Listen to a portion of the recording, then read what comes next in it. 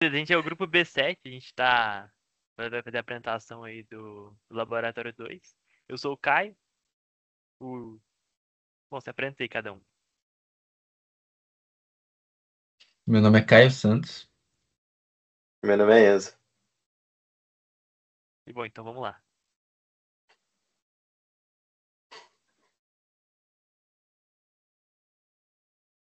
Bom, os objetivos foi desenvolver um processador Unifico. A gente utilizou o Quartz Prime, a versão mais recente dele aí. E a gente teve que fazer vários elementos do processador, né? Junto com alguns que já tinham sido preparados pelos professores aí, para poder finalizar o processador e rodar um programa em assembly nele. No item 1.1 era necessário analisar o programa de teste DE1.S. O objetivo era rodar esse programa no simulador RAS para entender exatamente qual era o comportamento esperado de cada instrução. Isso foi crucial para que, mais tarde, pudéssemos avaliar se o nosso hardware no quarto estava se comportando da mesma forma.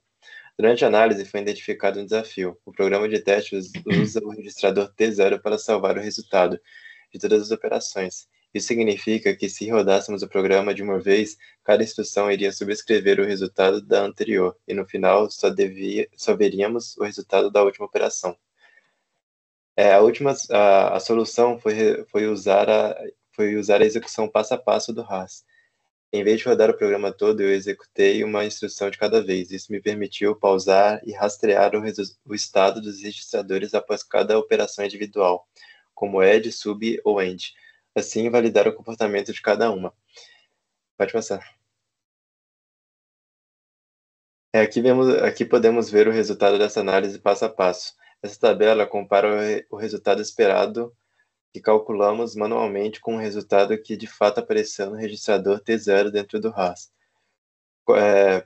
Pode-se ver, para todas as operações aritméticas e lógicas, houve uma conformidade total entre o esperado e o obtido. Essa validação foi muito importante, pois nos deu 100% de certeza sobre o que nosso hardware precisava fazer. Pode passar. Com a análise de teste concluída, o item 1.2 pedia a implementação do primeiro módulo de hardware, o banco de dados, o banco de registradores. Esse módulo é o coração do armazenamento de dados da CPU. Ele é composto por um array de 32 registradores, cada um com 32 bits. O ponto mais importante desse design é a diferença entre a leitura e a escrita. Leitura. O roteiro pedia 3 leituras simultâneas para RS1, RS2 e DISP. Elas foram implementadas de forma combinacional, ou seja, assíncrona. Usamos o comando assign no Verilog. Isso significa que as saídas de dados são instantâneas, não dependem do clock. A escrita, por outro lado, é sequencial, ou síncrona. Ela só pode acontecer na borda de subida do clock, dentro de um bloco always. Além disso, implementamos 2 regras de negócio críticas da arquitetura. Proteção do X0. O hardware ignora ativamente qualquer tentativa de escrita no registrador de endereço zero. Reset. Um sinal de reset assíncrono limpa todos os registradores e inicializa o stack pointer, registrador 2 com o valor 0x100103FC, como pediu o roteiro. Pode passar. E aqui no código podemos ver exatamente como esses dois conceitos foram implementados. O snippet 1 mostra a lógica de leitura combinacional. São 3 comandos assign, simples e diretos. Isso gera um hardware rápido, pois a leitura é imediata. O snippet 2 mostra a lógica de escrita assíncrona. Aqui vemos a condição if. A escrita só acontece se o sinal write estiver ativo e, ao mesmo tempo, o endereço de destino for diferente de zero. É essa linha que implementa a proteção de X0. Pronto, pode passar.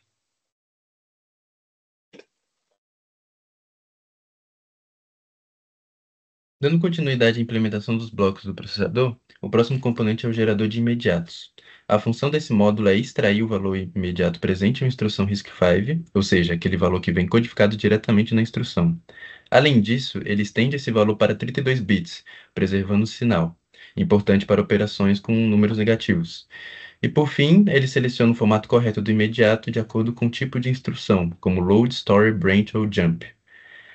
Aqui no diagrama podemos ver onde ele se encaixa.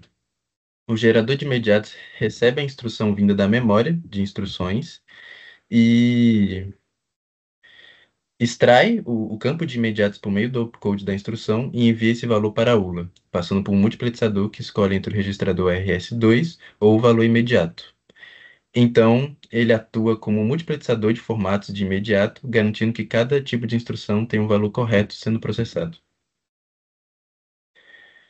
Cada tipo de instrução RISC-V usa um formato diferente de imediato. Aqui nessa tabela podemos ver isso claramente. O campo do imediato é montado a partir de partes diferentes da instrução. Por exemplo, as instruções de load e operadores imediatos usam um formato mais simples, extraindo direto os bits de 31 a 20. Já as instruções store e branch precisam juntar dois campos diferentes, e ainda deslocar um bit no caso de branch para formar um endereço de desvio. Na implementação em Verilog, o gerador de imediatos foi feito como um módulo combinacional, ou seja, sem o uso de clock. Ele apenas reage aos valores da instrução. O código segue uma estrutura simples. Para cada opcode, ele monta o imediato correspondente com o formato adequado.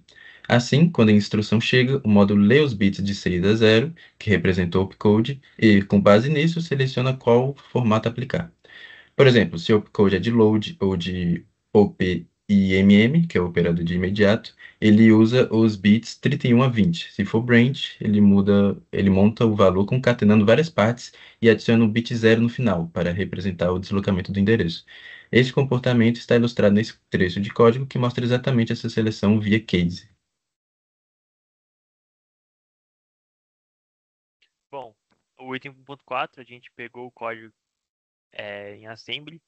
A gente utilizou a função para poder transformar o código nesse ponto .mif, que é o código que vai ser lido pelo processador que a gente fez no Quartz. Aí a gente tem na direita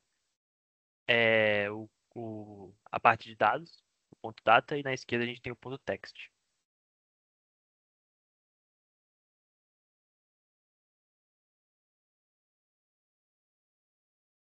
No item 1.5, o item 1.5 pedia para construir a ULA, ou seja, o cérebro do processador. O objetivo era implementar as operações mínimas de add, sub, end, or e SLT, set less than. Assim como a leitura do banco de registradores, a ULA inteira é um módulo puramente combinacional, implementado com um bloco always. Um detalhe técnico importante é que as entradas IA e IB foram declaradas como signed. Isso é fundamental para que a operação SLT possa comparar números negativos corretamente. A seleção da operação é feita por uma estrutura de case, que funciona como um grande multiplexador baseado no sinal e control. Geralmente, a ULA gera a flag 0. Esta é uma saída de um bit que, como a caixa azul destaca, é fundamental para o processador, pois é ela que informa ao bloco de controle se um desvio condicional como o back deve ou não ser tomado. Pode passar. Para finalizar, os destaques do código da ULA mostram como isso foi feito. O snippet 1 mostra a declaração das entradas signed e implementação da flag 0. É uma única linha signed que compara o resultado da operação com 0. O snippet 2 mostra o núcleo da ULA, a estrutura case. O que acontece no hardware é que todas as operações end, sub, edge, etc., são calculadas o tempo todo em paralelo. O case atua como um multiplexador que usa o e-control para selecionar apenas um desses resultados e enviá-lo para a saída. É a definição de um design combinacional. Pronto.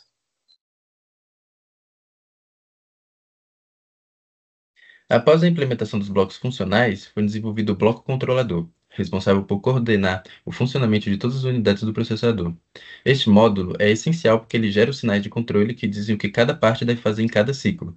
Por exemplo, quando a lula deve operar, quando a memória deve ler ou escrever e assim por diante. Na tabela apresentada, temos os 9 sinais principais que ele gera, com destaque para a main to hash, que define de onde vem o dado a ser escrito no registrador, a branch, que atua junto com o sinal 0 da ULA para os desvios condicionais, e a origem ULA, que seleciona se o operando vem do registrador ou do gerador de imediatos. E por último, o ALU-OP, que define que tipo de operação a aula vai executar. Esses sinais garantem que, a cada instrução, todas as unidades da CPU estejam configuradas corretamente. A implementação do controlador é combinacional, o que significa que seus sinais de saída dependem apenas do opcode da instrução atual.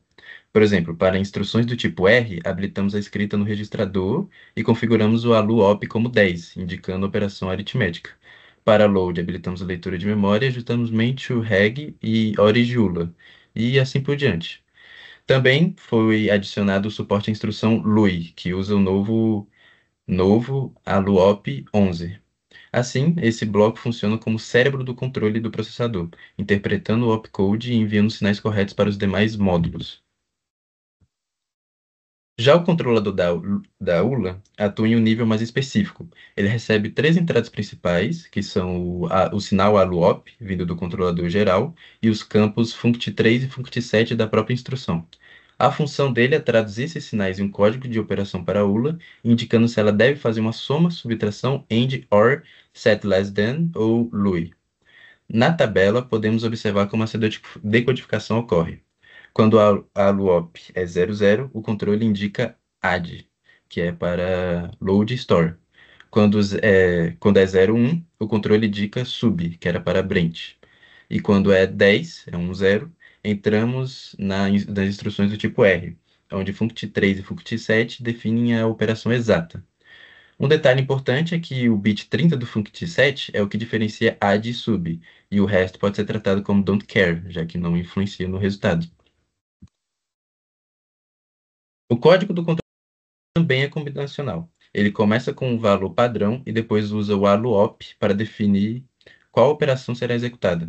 Por exemplo, quando é ALU-OP 00, é uma soma. Quando é 01, é uma subtração. Quando é 10, são operações do tipo R, onde o código analisa o funct3 e o bit mais significativo do funct7, para decidir entre ADD, SUB, AND, OR e SLT. E o ALU-OP 11, que é para a operação LUI, que foi introduzida posteriormente.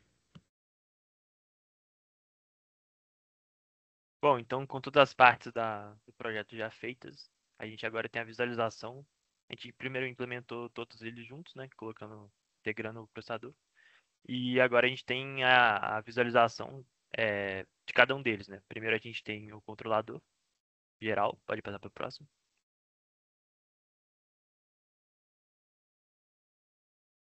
Em seguida o controlador da aula. E ali embaixo a gente tem a aula completa, né? Pode passar. Em seguida a gente fez os requisitos físicos temporais, que era o item 1.7b. A gente tem na parte de cima, na esquerda, o de hold. Na direita o de setup. Na parte ali embaixo a gente tem a restrição de hertz do clock. E na direita a gente tem os relatórios que a gente pega com o datasheet lá. Pode passar. E aí, 1.7, a gente fez as simulações funcionais temporais do processador, rodando o código que a gente tinha transformado lá no início. Então a gente teve primeiro aí em cima a simulação funcional e depois a temporal, e a gente colocou o registrador T0, né, que é o 5, para poder a gente conseguir visualizar os resultados ali embaixo. Pode seguir para o próximo. E, bom, na 1.7D, ele perguntava qual seria a frequência máxima do clock, como a gente viu ali em cima, seria 77,72 MHz, que seria esse limite que a simulação temporal funcionaria. E é isso.